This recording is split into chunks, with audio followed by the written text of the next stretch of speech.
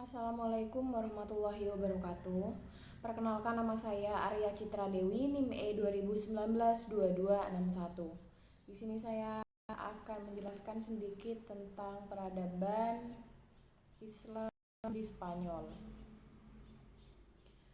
Dalam materi peradaban Islam di Spanyol, karena masa kejayaan Islam itu terjadi di beberapa tempat dan di beberapa lokasi, termasuk salah satunya adalah di Spanyol. Dan kejayaan Islam di Spanyol itu merupakan gerbang utama menyebar dan masuknya Islam ke lingkungan Eropa. Awal masuknya Islam di Spanyol, Spanyol diduduki umat Islam pada masa Khalifah Walid, salah satu khalifah dari Bani Umayyah yang berpusat di Damaskus sebelum penaklukan Spanyol. Umat Islam telah menguasai Afrika Utara dan menjadikannya sebagai salah satu provinsi dari dinasti Umayyah. Penguasaan sepenuhnya atas Afrika Utara terjadi di zaman Khalifah Abdul Malik 685 sampai 705 Masehi. Islam masuk tanah subur Spanyol ini dengan cara penaklukan atau ekspedisi. Dalam hal penaklukan negeri tersebut, dan mereka adalah Tarif ibnu Malik, Tariq ibnu Ziyad, dan Musa ibnu Musair.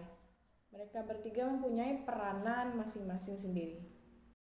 Dan untuk periode pertama masuknya Islam ke Spanyol atau kejayaannya Islam di Spanyol tahun 755 sampai 912 Masehi. Dalam periode ini, umat Islam mulai memperoleh kemajuan baik dalam politik maupun peradaban. Misalnya didirikannya Masjid Cordova dan sekolah-sekolah di kota-kota besar. Meskipun demikian, berbagai ancaman dan kerusuhan sering terjadi. Selain itu, Spanyol berada di bawah pemerintahan seorang bergelar Amir, Panglima atau Gubernur. Amir pertama adalah Abdurrahman I yang memasuki Spanyol tahun 755 Masehi dan diberi gelar Al-Dahil. Untuk periode keduanya 912 sampai 1013 Masehi. Periode ini umat Islam di Spanyol mencapai puncak kejayaannya dan menyaingi kejayaan Daulah Abbasiyah di Baghdad. Contohnya pada keamiran Abdurrahman III mendirikan Universitas Cordova dan perpustakaannya yang memiliki koleksi ratusan buku. Dan pada periode ini, dari pemerintahan Abdul Al-Rahman III yang bergelar An-Nasur sampai munculnya raja-raja kelompok yang dikenal dengan sebutan Muluk Al-Tawaif.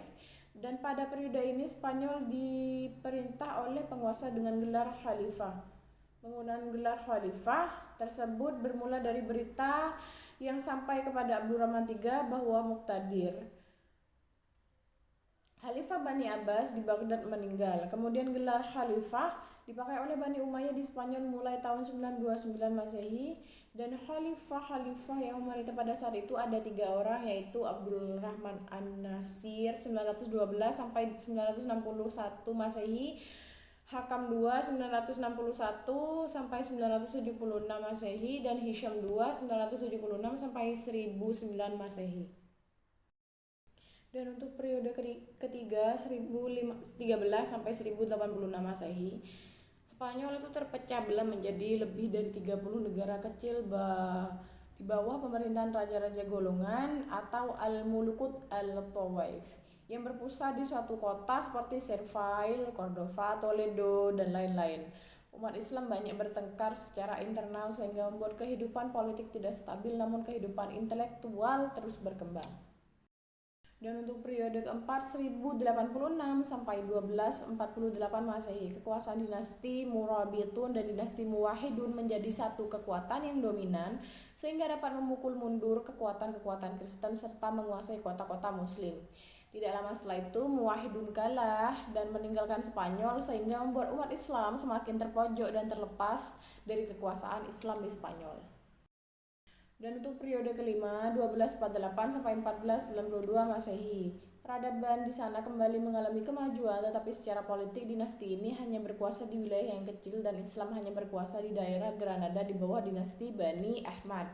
Pada tahun 1492 berakhirlah dinasti ini. Dengan demikian berakhirlah kekuasaan Islam di Spanyol. Umat Islam dihadapkan pada dua pilihan yang sulit sehingga dapat dikatakan tidak ada lagi umat Islam di daerah ini. Berikut juga dinamika intelektual yang terjadi pada masa peradaban Islam di Spanyol. Dinamika intelektual yang pertama adalah filsafat, kemudian sains, fikih, musik dan kesenian, serta bahasa dan sastra. Kemudian yang pertama adalah filsafat. Filsafat berperan sebagai jembatan yang dilalui ilmu pengetahuan Yunani Arab ke Eropa pada abad ke-12. Minat terhadap filsafat dan ilmu pengetahuan mulai dikembangkan pada abad ke-9. Tokoh utama pertama dalam sejarah filsafat Arab Spanyol adalah Abu Bakar Muhammad Ibnu Al-Sayyir yang lebih dikenal dengan Ibnu Bajjah. Kemudian selanjutnya adalah sains, ilmu-ilmu kedokteran, musik, matematika, astronomi, kimia, dan lain-lainnya berkembang dengan baik di Spanyol. Tokoh-tokoh sains yaitu Abbas Ibnu Fama, termasyhur dalam ilmu kimia dan astronomi. Ia seorang yang pertama kali menemukan pembuatan kaca dari batu. Ibrahim Ibnu Yahya al-Naqash terkenal dalam ilmu astronomi. Ia dapat menentukan waktu terjadinya gerhana matahari dan menentukan berapa lamanya. Ia juga berhasil membuat teropong modern yang dapat menentukan jarak antara tata surya dan bintang-bintang. Sedangkan Ahad Ibnu Abbas dari Cordova adalah ahli dalam bidang obat-obatan. Umi Al-Hasan bin Abi Ja'far dan saudara perempuan Al-Hafidz adalah dua orang ahli kedokteran dari kalangan wanita.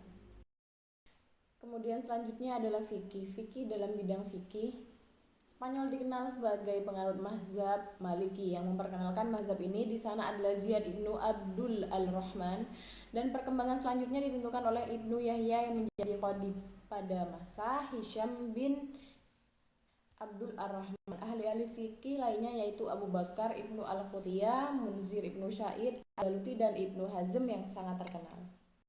Selanjutnya adalah musik dan kesenian. Dalam bidang musik dan seni suara, Spanyol mencapai kecermelangan dengan tokohnya Al-Hasan Ibnu Nafi yang dijuluki Zaryab. Setiap kali diadakan pertemuan dan jamuan, Zaryab selalu tampil mempertunjukkan kebolehannya.